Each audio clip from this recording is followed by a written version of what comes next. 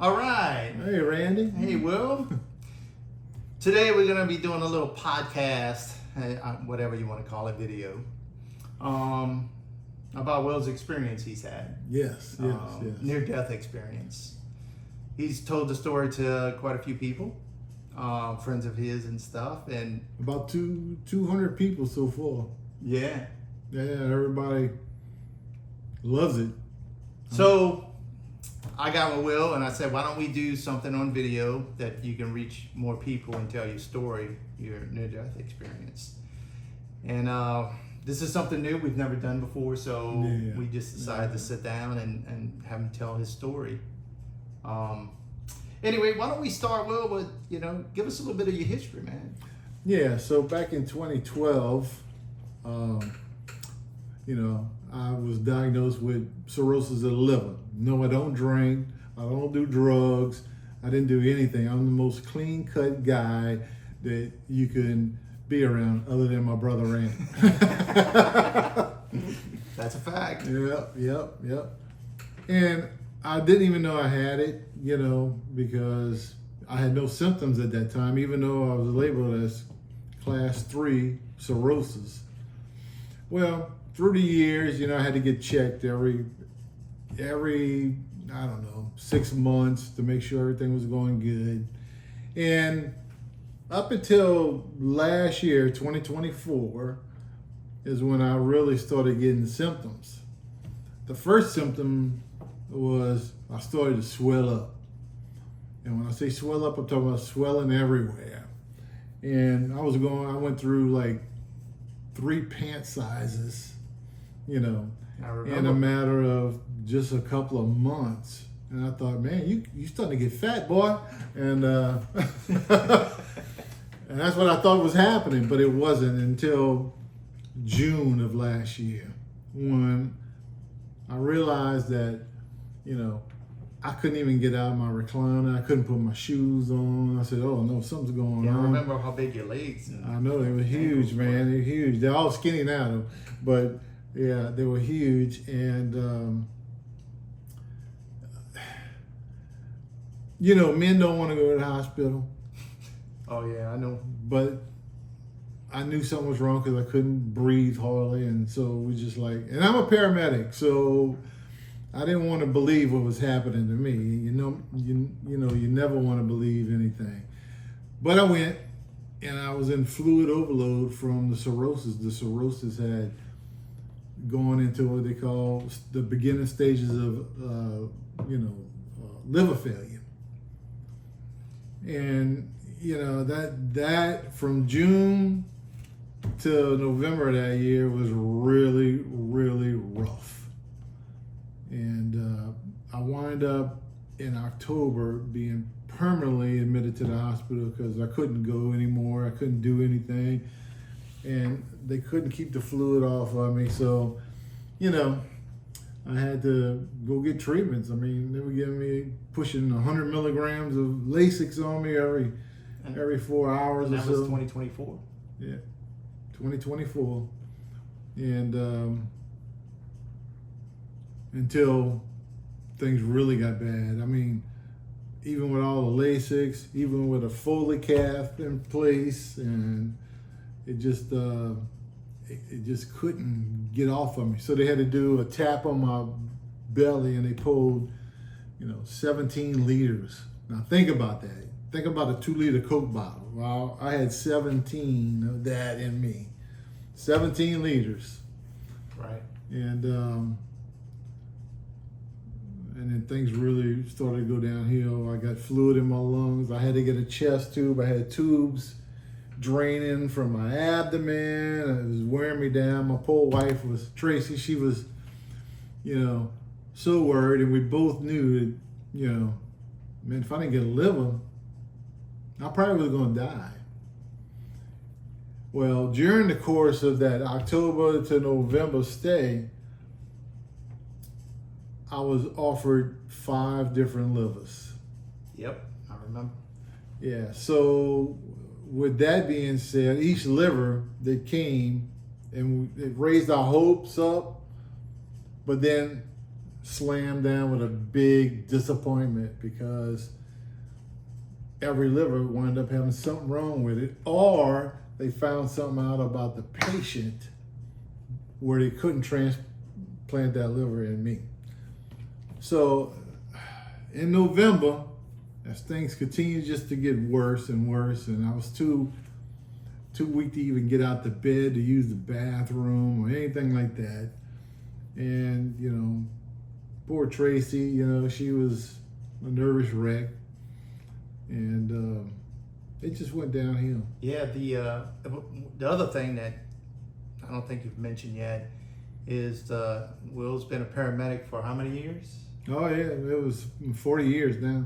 So he's seen patients with liver failure and the reactions that happens, the stuff that happens on end stage.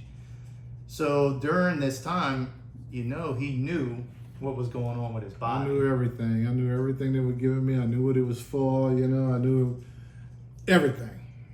And that's a scary experience. It was very, huh? very scary experience. So At what first about your faith during this time? Oh, I kept the faith up. You know, I'm not a every Sunday type of guy, but Right. we do go, and my faith was a strong belief in Jesus, and you know. That's how we grew up. Yeah, right? that's how we grew up, going to catechism classes, believing in the Lord, and you know. Yep, keeping the faith. And I kept that faith, and until probably the 20th of November.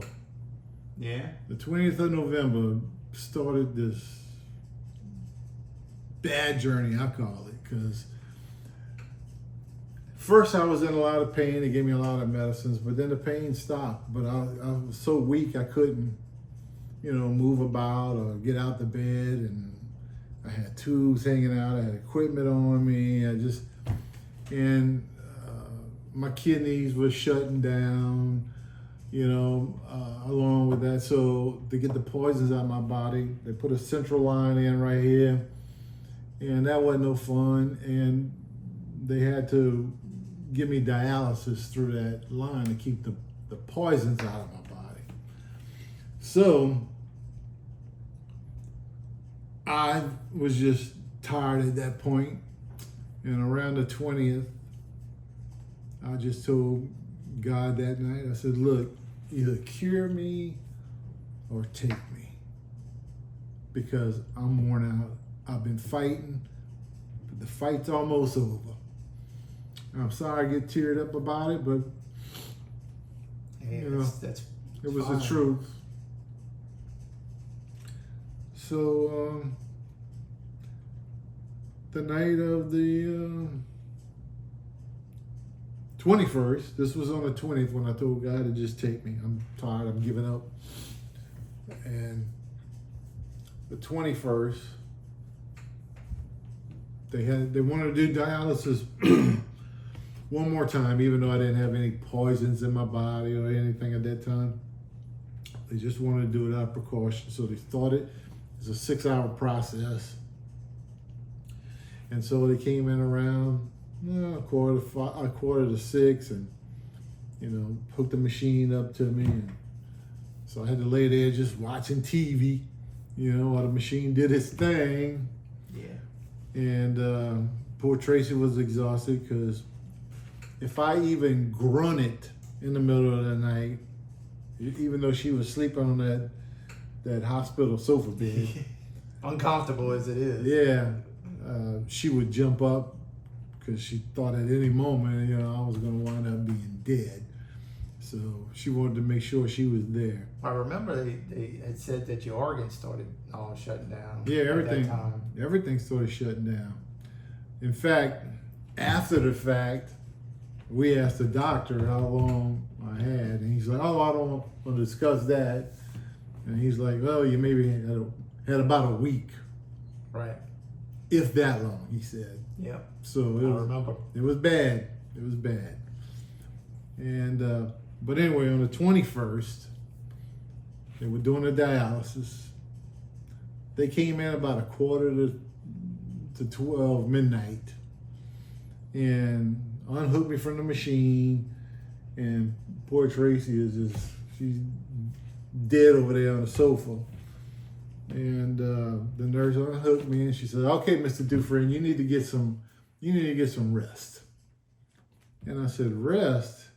I got insomnia. I can't rest." And I said, I said, "I'm just gonna sit this bed up." And so she set the bed up for me and gave me the remote for the TV. I said, "I'm just gonna lay here and watch TV until, it's time for me I just fall asleep during the show or something, like I normally did." Right.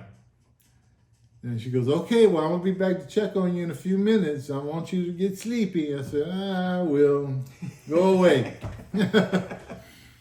So she went out and shut the door. Now I'm in an ICU unit, So when you're at that point, there's a window where the nurse sits for every patient in this level ICU unit. And I saw her go out there and she sat down and working on her computer.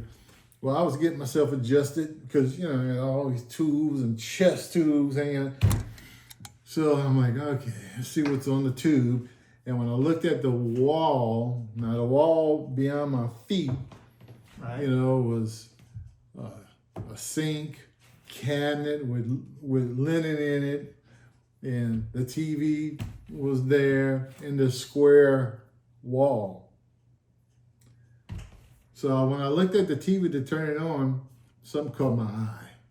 Yeah. Yeah. If you do the OK sign like this, that OK sign was a white round light, extremely bright on the wall. But stupid me, I'm thinking, what is that light? Where's that shining from? So I have all this equipment behind me, so I'm looking to see what equipment, because it's distracting. You can't watch TV with that big little light shining. So I'm looking around, at the equipment and seeing what's shining on this wall. I'm gonna call this nurse in there and tell her to shut that thing off. So I looked back and the light was bigger. And it was starting to encapsulate everything in that square portion of that whole wall. And finally, the whole wall, everything disappeared. It was extremely bright. It was in a square form that filled that whole wall area up. There was no more TV. There was no more sink. There was no more nothing but this extremely bright light. What you was thinking at that time? I'm thinking, what's going on here? But the funny thing is, you wasn't scared. You had a warm feeling from the light. But you looked around, you think this bright light would be shining through the room, everything. It wasn't. It was a bluish, very calming light that surrounded the whole room. So I'm looking at this light, thinking, what in the world is going on here? And I see a silhouette of someone. At that point, I couldn't tell if it was a man or a woman, but I saw someone walking towards my room through this light. And it got bigger and bigger and bigger, and until it became like a 6 foot man tall. Right. And I started looking over the side of the bed because I see his foot. He raised his leg up and stretched it, and it came through that light. It was I can't even describe the sandal that he was wearing. It wasn't normal sandals like we wear. Right. Or it's depicted in movies. It was pretty. It was covered with cloth, and and as he stepped through with just that one foot, the love that hit me so hard, especially when he completely walked through, it pushed me back against the bed, because it was a love like no other.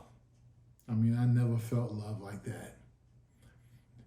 Now, the whole time he's walking, and before he's coming in the room, I'm trying to call my wife, Tracy. I'm like, baby, wake up. Baby, wake up. And she wouldn't wake up. Now, this woman, if I grunt, clear my throat, right, she wakes up. And So I'm yelling at her, "Wake up, baby, wake up!" And so the nurse had these pillows up underneath my knees. So I pulled a pillow out and I threw it at Tracy, and it hit her square in the back, bounced around the room, and she didn't move. She didn't move. So anyway, getting back, he stepped through this light, and right away, he didn't have to say, "Hey, Will, I'm Jesus," or nothing like that. Your soul knows who he is. Your soul knows who he is. And it was immense. I mean, the love that was flowing from this man, and he walked through, and he had a veil over his head, and he had a white gown. He had a sash, a red sash that came over his shoulder here, and it went around his waist, and it was tied. And he took a couple of steps towards me, and he says, "How you doing, Will?" And I'm crying. I'm crying like a baby at this point. I start crying. I said, "Well, I guess I'm doing good. I'm going home, huh? I'm going home." And he just smiled at me with this loving grin, And he says, No, I got other things for you. He says, you're not coming home. You're going to have to stay. And I'm just like, "Oh, no, no." He says, "It'll be all right." I said, "Can we wake my wife up? Can you wake her up? Because I'm trying to get her attention." And he says, "No, this is for me and you." And I said, "Oh, man." I said, "Nobody's going to believe me." He says, "The ones with true hearts will believe you." I said, "Well, that nurse is going to come back in here. She's going to come back in here in a few minutes." He just looked at me with this grin. "No, she won't." I mean, very authoritative, but so kind and everything. So he walks up to me. He says, "I'm here to ask you a question." And I said, "What's that?" Now I'm crying this whole time. And he said, "How come you don't trust me?" And I said, No, I trust you." He says, "What happened to your faith?" And I was like, "No, I have faith." He says, "Don't know about that." In a very loving, grinning face, And I said, "Well," he said, "Look, you had great faith up until a couple of nights ago." Right. And he says, "And the reason you lost faith is because," he didn't say the devil or anything like that, Satan. He said the evil one was whispering in your ear. The evil one wanted you to give up. And he says, "But I'm here because I'm not going to allow that." I said, "Well, thank you." I'm crying. I'm like, "Thank you so much." I'm tearing up now, trying not to cry now. But he reached down at both of my feet with both hands, and he grabbed my ankles and he started rubbing my feet. When this man touched me, these waves of, I call it love and energy because I don't know how else to describe it, but these waves of energy just started coming through my body, coming through my body. And, he said, "Will, I've always been here for you."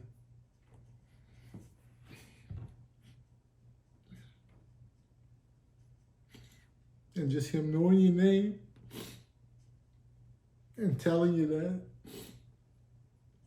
it affects me today. Me too. It affects me today because you always want Jesus to know your name.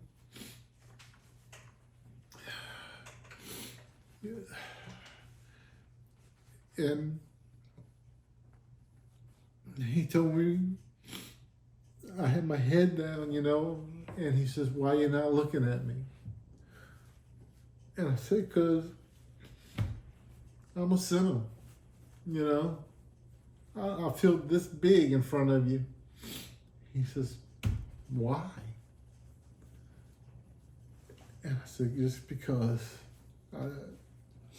And he, in a very authoritative voice, he said, Will, look at me. And I raised my head up reluctantly, and I looked into his eyes, you know, and he says, Will, I see no sin on you. And like a fool, I say, well, what about her? Meaning Tracy. And he looked at Tracy. He looked at Tracy and he says, I see no sin on her neither. In fact, she has a beautiful heart. And he looked back at me and he says, you have a beautiful heart too. You've done really good. We've been really proud of you. And man, for Jesus to tell you that, he says, you had very stressful jobs and you done good. He says, you've done really well because you did these jobs out of love. And he says, that's the most important thing that counts. And so he just continued. And I asked him, I said, can I touch you? And he looked at me and he smiled and he said, you still need proof that I'm here? And I said, oh, no, I feel you touching me. I feel it. I just want to touch you. So he reached over the side of the bed and came around and reached out his hand to me. And, you know, he had the white gown and all on. And, you know, I grabbed him with my right hand right here, you know, and I touched him. And I just felt him. And he's solid as can be, just like me and you sitting here, Randy. Right. Just solid as can be. And I said, thank you. But the man is full of energy. He's full of loving energy. And he said, well, I want you to know something. He says, I've been with you since the beginning of time. He says, I've loved you since the beginning of time, as I do all. And I said, thank you. I really appreciate that. And he says, of course. And he said, let me tell you something you don't know or you don't remember. He says, I sat down with you and Tracy before y'all were born. And y'all chose to do this life together and face every challenge in this world. Y'all chose this life together to conquer. And he said, so, and y'all have done a great job with each other. And well, that just broke me down at that point, man. I was just really crying, you know, because that's something you want to hear from Jesus, you know, because you never know. You never know. Then he told me, he said, you know, I knew this was going to be a hard battle for you. He said, that's why I sent 3 of my disciples over to give you your soul strength. He said, your body, mind, and soul needed strength to get to this. He said, that's why I sent 3 disciples to you before you ever got to this point, because this is going to be hard. I said, and I'm thinking in my mind, I'm thinking, what disciples? What, his 12, one of his 12 disciples, you know? And I'm thinking, you know, like, what? No, no. And he's like, and he can read your mind. So I'll just say, you can't lie to him because he can read your mind. So I didn't say a word verbally. I just thought that. And he says, no, 3 of my earthly disciples. And I said, oh, who's that? Like a dummy. I wasn't even thinking, you know. And he says, well, I sent Father Luke to your house twice to pray for you, forgiveness of sins, you know. And he says, in fact, did you not ask for forgiveness with a good heart? And I said, yes, I did. He says, that's why I see no sin. You're forgiven. I don't even know what you did. And I said, boy, that's pretty remarkable. And he said, so I sent Father Luke to your house twice. He said, I sent, when you were bedridden in the hospital, I sent Father Hank to you twice. And I also sent Reverend Kevin to you. Reverend Kevin, I didn't even know he was a preacher when he came in the hospital. Oh, yeah? Yeah, he had a red hair and a long ponytail. I didn't know who was coming in my room. But it don't matter. It didn't matter what religion you're on. It's a matter of people praying for you. And I had tons of people praying. And he told me this. He told me that so many people were praying for you, people you know and don't know. He says, if you want, I can give you every name. And I'm like, well, I don't know if I can handle that. I said, that nerd's going to come in here. And he's like, no, she's not. I said, no, I believe you.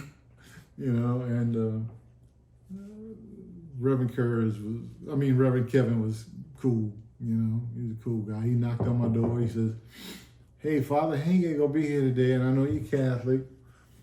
He said, but would you mind if I pray for you? I said, man, anybody wants to pray for me, you come on in and do it. And he put his hand on my chest, opened his Bible up, and he prayed. And it felt good. It felt good, as with all of them. But,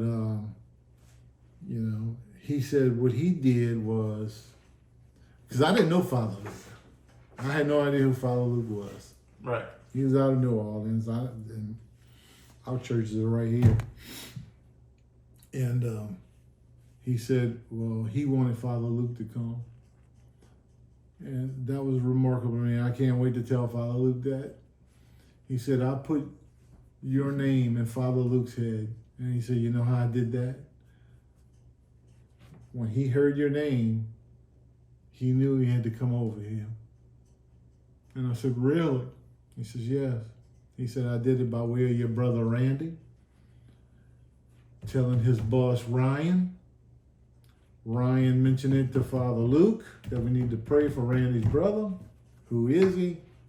The name came out. And that's when Father Luke said, I need to go see Will. Yep, I remember that. So that was a miracle right there.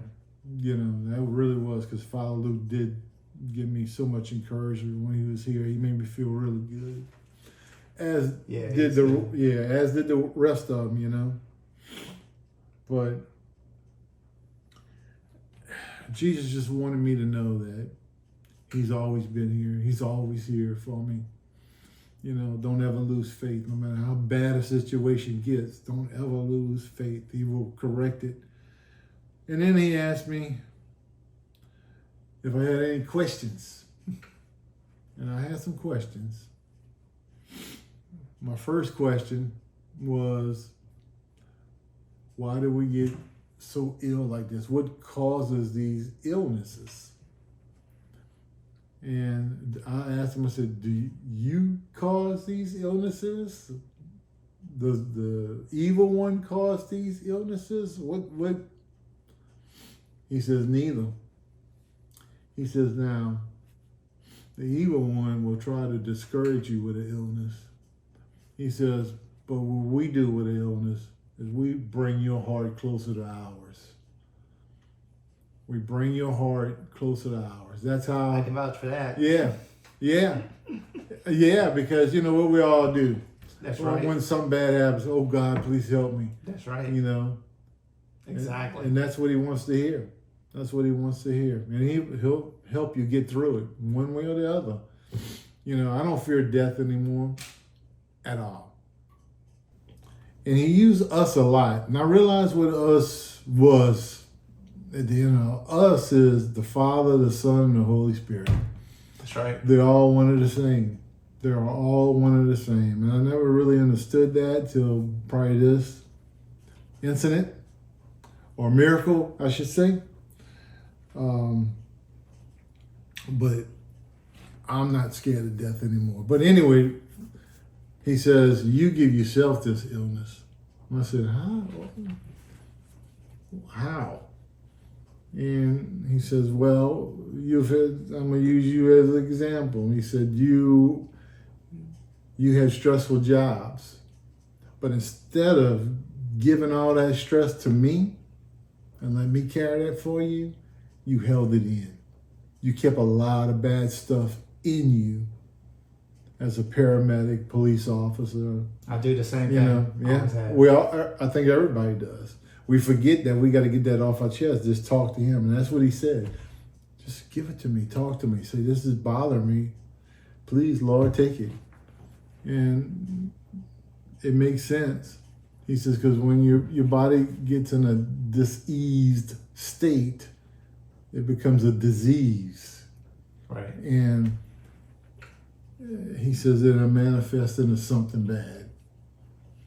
He said, so just give it to me. Just give it to me. It's hard to do that, though. It is. In this life that we live. Yeah, It's with just- everything going on, but I don't stress out no more, Randy. I don't sweat the small stuff or the big stuff anymore. I don't care. I don't care. But Trying to get you off track here, but yeah, Go yeah, ahead. it's all right. It's all right.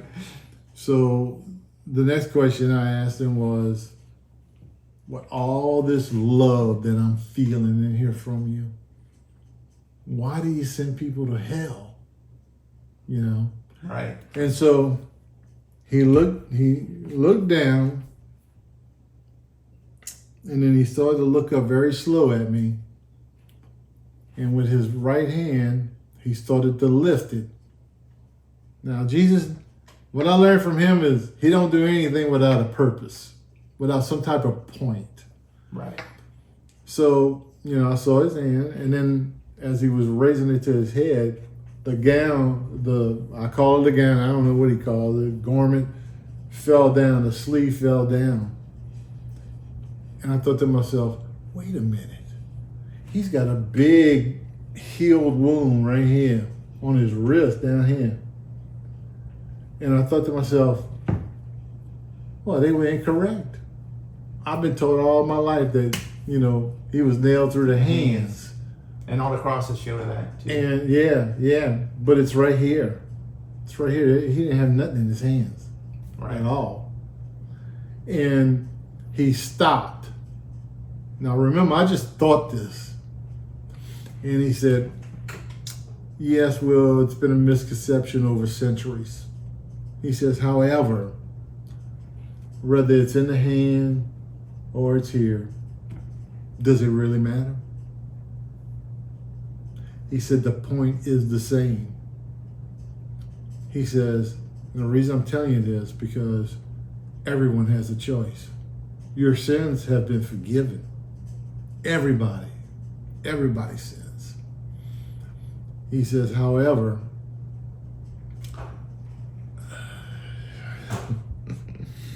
it is your choice.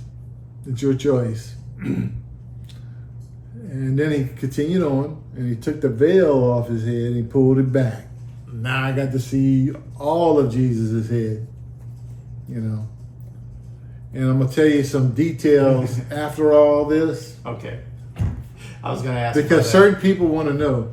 My buddy Herb wants to know details. He asked me a bunch of details. Herb, you asked me a bunch of details, and I don't think about small details like that when I'm telling the story, or the testimony, I should say. Really, That's right. It's a testimony. and so he said, "Will, every soul on this planet, I love everyone equally as I love you and Tracy." He said, and every soul will come before me. Everyone.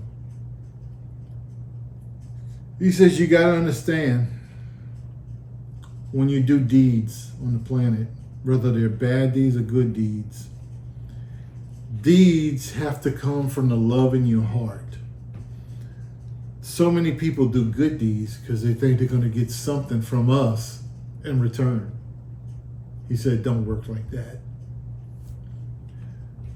When you do a good deed, in which we're very proud of it anyway, that you're doing it to begin with, but when you do a good deed with your heart involved, he said, that's when it makes sense to us. Selfless. Yeah. Not expecting anything. You're in doing return. it out of love for a fellow human being. And that's the important thing that we go through. He said, you see a lot of people in church, they're just in church thinking they're doing a good deed for being in church. He said, it don't count. It don't count. You have to practice what you preach. Do things out of love. He said, but anyway, every soul will have, we love you so much that every soul, even darkened souls, when the heart is dark. People that shot people and stuff like that? Yep, that's what he said. When I asked him that question, he said, everybody will stand before me and I will give you one last chance to accept our love. And he says, you can't lie because we look deep into your soul. We can see deep inside you. We are your creators. So you can't lie. We see your heart. And we can see your heart change and you want to be forgiven. And we will forgive you. We will forgive you. Even the dark soul. I said, wait a minute, you talking about even people that shot, child molesters, that shot, people that shot other people, child molesters. Stuff you wouldn't think would be. Yeah, I figure you go straight to hell for that, I couldn't imagine, doing that kind of stuff. And he says, everybody, it doesn't matter. We love everybody equally, even the people that do bad things. Wow. Yeah. And he said, I said, well, I've been told that if you die without forgiveness of sins, you going straight there, He says, no, you don't. I will see you and you will have to make that choice. And that's the choice that you will make. And whether you accept him or not, that's the choice. It's just hard to understand people that wouldn't accept it when you see them and feel it at that time. Exactly, because that's what he said. He said, now you know that some people have such evil in their heart that even standing before me, they won't take my love. They won't accept us. He says, and I'm here to tell you, as soon as you make that decision, our love is stripped from you and you are gone. He said, hell was never meant to be for humans. And, but you got to go somewhere.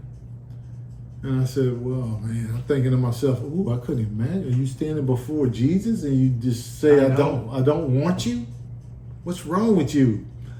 And then I thought to myself, I couldn't imagine burning in fire for all eternity. Yeah. And I thought this, I didn't say it out loud. And once again, I thought he read my mind. He said, that's another misconception, Will. He said, would you like to know what hell really is?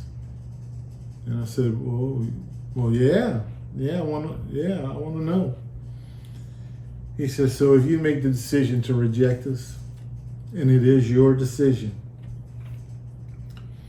he says, immediately upon that rejection, all our love, the Father's love, my love, all our love is immediately stripped from you. And you're cast out. He said, you know what the burning is that they talk about? Well, when the Father's love is stripped from you, there's nothing to keep your soul warm. You're warm because the Father warmed your soul. He says, and when that's stripped from you, the chill is so deep that it burns you. And that's the real burn. And it's much worse than burning in a fire. That is the burn. It's a misconception that they say that, but it's the burn from lack of our love. And it's gone forever. It's coldness. It's coldness. You're gone forever. You never have that, and I couldn't imagine spending all eternity. Oh, Lord, I wouldn't. You wouldn't want that. You would not want that at all. And so that's your choice, folks. And we always thought that Hey, if you die without redemption or something, you done for. No, Yeah, I no. learned that that's not necessarily true. He did say also during this time that you have to learn to forgive others. He said that's a very important thing, to forgive others, because he said you want us to forgive you, but why you don't forgive others?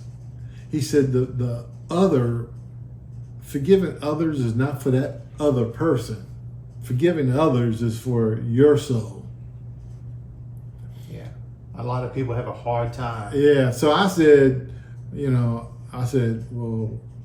I didn't realize that was a sin or anything. He says, no, it's not a sin, and you'll still be forgiven.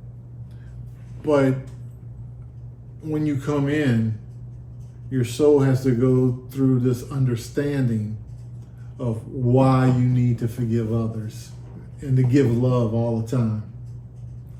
So to me, I'm thinking like, well, maybe that's purgatory that the Catholic religion talks about, getting cleansed, getting, I don't know if it is or not, but right. That's the thought I had in my mind when he said that.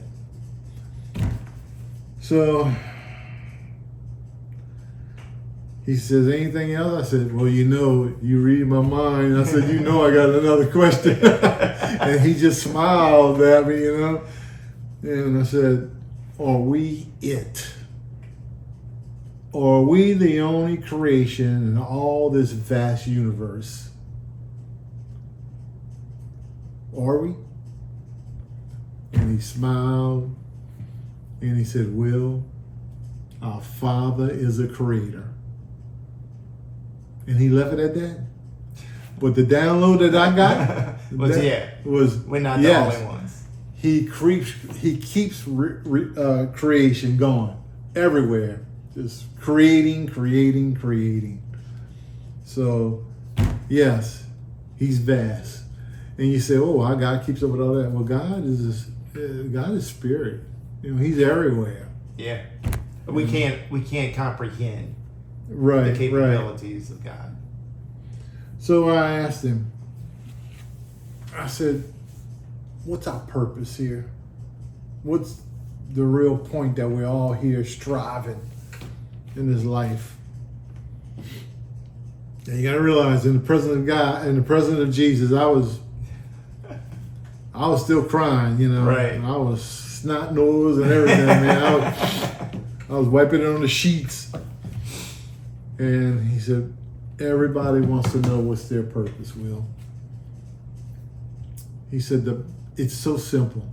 It's so simple. He said, the purpose of each and every life is to learn love. To learn love, to give love. It's just that simple. When people start loving one another, the world changes. Love spreads. And that's the hope we have for mankind. If you love one another and you present love, everything works in place. Right. Everything works like it's supposed to. People have to get hatred out their hearts. They have to get prejudice out their hearts. And he said there'd be a better world for all. He says, let me give you this example. And I'm listening, because I'm listening to him. He says, every choice, every decision you make in this life, if you make that decision through love, the love in your heart, it will always be the right decision. It will always be the right decision.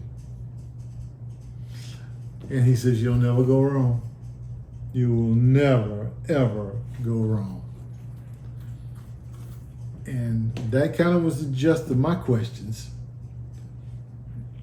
And before he left, he says, you have anything else? Now, of course, when he was going days later, I could think of a million questions. Oh, yeah. But in the presence, I think this was the most important ones to me. People might have had other questions they want to ask, but this was the most important ones to me. Right. And he said, okay, well, if there's nothing else, I'm going to go. He says, but remember, I'm never really gone. And he walked, and I'm crying because I really wanted to go with him. It's a feeling, huh? I really wanted to go because the love is just so tremendous. And I mean, I know my wife loves me tremendously. The things she had to do for me in that hospital, and even when I got home, I couldn't have survived without that kind of love. But what did he say about you? You know, you stay or anything? Did y'all talk about it? Yeah, he did tell me this. He told me during the course before he let me ask questions. He told me, you had these 5 livers. I said, and none of them worked. I told him. I said, none were good. He said, yeah, but what you didn't know was that I was saving the perfect liver for you. And I said, really? He says, yes. I was saving the perfect liver for you. He said, that liver's coming in 2 days. Don't you know 2 days later, I got that liver. Yeah. But during the course of him telling me that, I told him, I said, then we need to pray for the person who's giving me this liver. And he says, no, don't pray for them. And I kind of was shocked about that. You know? Right. And he saw that I was kind of wild-eyed about that. And he's like, that person is already, his spirit is already here with me. He's fine. He's good. He said, pray for his family. Right. Pray for his family because they need it. They need their prayers just like you. He says, prayers give energy. And when you send that energy up in prayer, and the more they pray for you, you know, gives that person that energy. He says, that's how prayers work. It kind of chokes me up. Because one thing that Tracy and I is going to do, we're going to contact the family. We have to do it through the hospital. They got certain rules you got to follow. Right. And only if the family wants you to, wants to meet with you, they'll set up a meeting point, let you meet and talk. And I want them to know that their loved one, Jesus told me point blank, was already there with them. And I think that's the most encouraging thing anybody could ever hear. Yeah. To know your loved one is already with Jesus. In heaven. Yep. In heaven with Jesus. Yep. And I want them to know that. Jesus called him he. I don't know if he's he or not until it was kind of confirmed days later by a friend of mine that was a nurse. I'm not going to say his name because he told me don't get him in trouble, but I was friends with him in the hospital. And he told me that the guy was 33 years old. Very healthy dude. The family said he worked out all the time. He was very healthy. But he had a bleed in the brain and he was brain dead. And Jesus told me that the guy is still his body's still alive, being alive by our machinery that's keeping him alive. So that the family could come say goodbye to a warm body. Right. But he's not in there. He's already gone. And I want them to know that. Yes. I do want them to know that. If they'll meet with me, I'm going to tell them. And I mean, I would want to know. Me too. He also told me that this guy has saved 6 other people. With his organs? Yeah, with the rest of his organs. Because he was so healthy. Right. Was his purpose in life to... I always wondered about that, with the body being a sacred kind of thing. Like in the past, they talk about they're giving organs away, what's good or bad, or, and your experience definitely shows me that it's the right thing to do. Oh, yeah, I'm an organ donor. I don't know if they'd be able to use anything of mine, but whatever. He gave his corneals up. He gave everything up. his heart, everything. So he saved a bunch of other people. You know, it only takes one kidney to be implanted in somebody for them to survive. I know. You know, so he saved 2 people out of that alone. Not to mention the heart, probably saved another person. Both of his lungs. Yeah. I mean, my nurse friend told me all that. That's good, So man. he shared the gift of love. He shared it. Because I wouldn't be alive today talking to you right now. Right. I would be with Jesus. Yeah, because I remember that I was there that day that happened to you, your near-death experience. You were bad. Yeah, it was Doctor bad. said your organs were shutting down. That was not. Yeah, everything was shutting I'll down. never forget that day. But I had good people praying. Yes, you Good people did. praying, and then I call it the evil one now because he called it the evil one. Yeah. So I had the evil one trying to plant that in my brain. You're not gonna survive. You give up. Go ahead, give up. We do give up at times. Yeah, because we, you think we lose our faith because we don't see things changing, and that happens to a lot of us. Yeah. I've done that in the past where I've given up on things and just like nothing's working. Everything's an obstacle thrown in your way. Yeah. It's hard to keep it, but you help me keep it now for sure. Oh You yeah. know, through your A experience. lot of people, when I tell my story to people, you know, they said, "Boy, I needed to hear that." Yes. I know exactly what I got to do now to stop feeling depressed, stressed. I said, you just got to give it to him. You got to give it to him. I mean, the sheep shirt, Yeah. the lost sheep. Remember, he left a whole flock to get the one, to bring that one That's right. sheep home. And that's a good story. That's a good story. Now, other points that people want to do, you know. They like to ask me certain things when I'm finished. So I kind of got a few things people want to know. All right. They said Shoot. they said, was there a smell when Jesus was in your room? Yeah, because I don't think about that naturally. Yeah, me but neither. Some people do think about I didn't think about it till, like I said, one of my friends asked me. And then I'm like, yeah, there was an old. He said, can you describe what it smelled like? I said, well, to me, it smelled like roses. Now, it might smell like you. To you, it's something totally different. But to me, That's right. it smelled like roses. They want to know when he pulled down his veil, what he looked like. Yeah. What People was wanna his know. hair like? What was People his want to know. eyes? He had a mustache and beard. Did he have that? Or what was his hairstyle? How long was it? People ask these questions. I know. I mean, you can't blame them because everybody. We just got an image of what we think Christ really looked like, and then you got the Shroud of Turin, whatever, Yeah, that has the image on it. But you know, that's close to what he looked like, but of course he was all cleaned up. right? He had a beard. It was all clean shave. Short crop beard. It kind of came down right here in a little point, right here. Mustache. It was all. He was neat looking. I mean, Yeah. you know, you always picture his big long beard or whatever. It wasn't there. It wasn't there.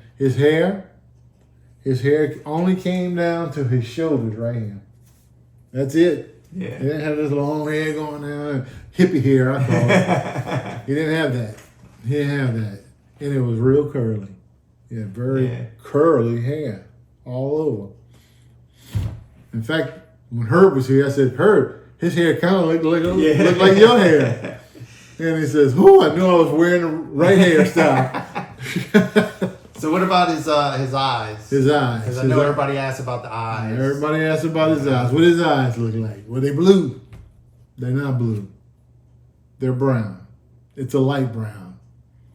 But, and it's hard to describe this, so I'll just describe it in Will Dufrene's term.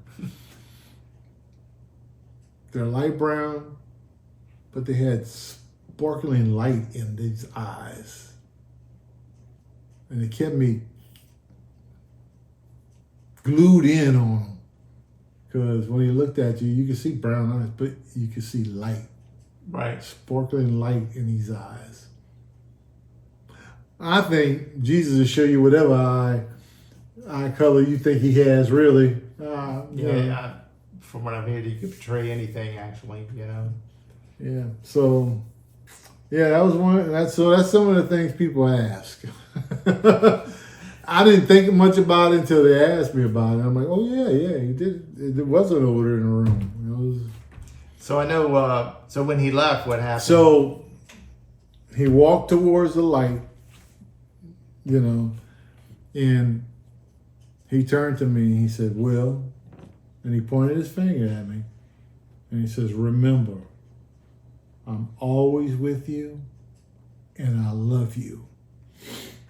And that's, man, to hear those words come out of Jesus' mouth to you, that's a miracle. And I said, I looked at him, I said, "Thank you." And he smiled. And then he put his veil up like this. He put the veil back over his head. And he stepped through the light. And as soon as the last part of his foot went in the light just went, gone. It was gone. And everything was back. The TV, the sink, the cabinets, everything. And that's when the nurse walks in the door. Yep. And she came in and she opened the door. And as she's opening the door, she said, "Mr. Dufrene, I'm coming to check on you." And I was on the bed. I had my head down. I was crying. I was still crying. And she got scared. She said, "Mr. Dufrene, are you okay? Are you all right? Are you hurting anyway?" And I said, "Baby, I'm not hurting nowhere." I said, "These are tears of joy." She was, "Tears of joy? What happened?" And I said, "You wouldn't believe me if I told you. You wouldn't believe me." And she goes, "Well, try me." So I looked at her, I said, "Are you a Christian?" She goes, "Oh, am I a Christian?" And she pulls out her cross with her big chain. She had a big cross, and she put it on the outside of her shirt. "I always wear my cross." "Yeah, I'm a Christian." And I said, "Well, then I'm going to tell you." I said, "Jesus was just in here. We had about a 20-minute conversation." Yeah. Before he left. And he just left before you walked through that door. And she goes, "Mr. Dufrene, I believe you." He said, "I'm going to tell you why I believe you. Because it's not the first time we hear this story." Really? Yeah. So apparently Jesus is making his rounds over at the Austin Hospital. Yeah, no joke. And of course, then Tracy wakes up. Uh-huh. "What's going on?" I just told her, "I'll tell you tomorrow. I'll tell you tomorrow." Yeah, I'll never forget. I went to visit you that next day. And first thing you said, you were bawling, crying, saying it's all real. Oh, yeah? It's all real. It's all real. It's all real. You better believe it. It's real. I would rather change your life now if you're a bad person than to have to face it at the end. You're still gonna face it. Oh yeah, you still. He will give you that last chance. That's what he told me. Yeah, I know there's probably things that you've forgotten that you. Oh, there's little things and stuff because it's hard to remember everything, especially when you're videoing on the camera and everything. Yeah, the most important thing is the main points of the story. And the forgiveness, selflessness, I think it's what everybody should take that watches this. It's like you're supposed to be selfless in this life. Don't do things trying to buy your way to heaven.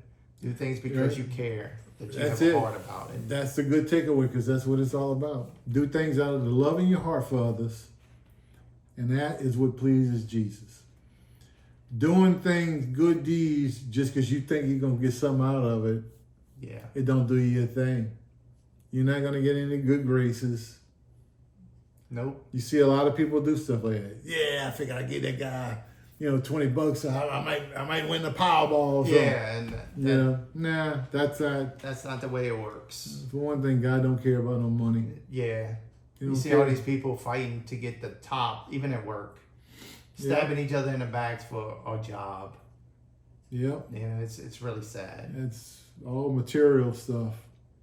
Yeah, the only thing you can take with you when you die is the love in your heart. That's right. You can take your memories with you. You can take the love in your heart.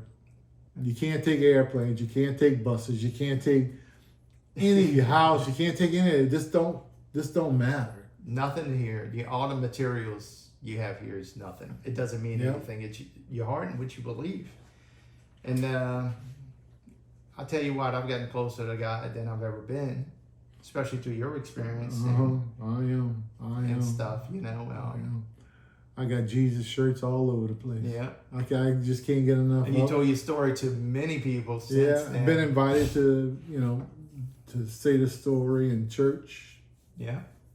I hadn't got that encouraged. It's hard to get in front of people to speak because you get tongue twisted and everything too, and you forget things. I'm not good in front of a big It's hard crowd. just to do this on video. We talked about it for a little while before we actually sat down and decided to do it. And it's not a perfect video, trust me. I'm not good at doing this stuff, but we wanted so at least Will's caption.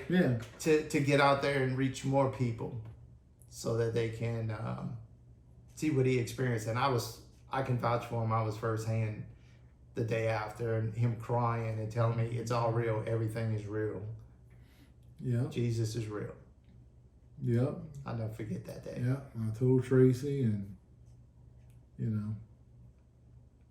that's the first thing out of my mouth, really.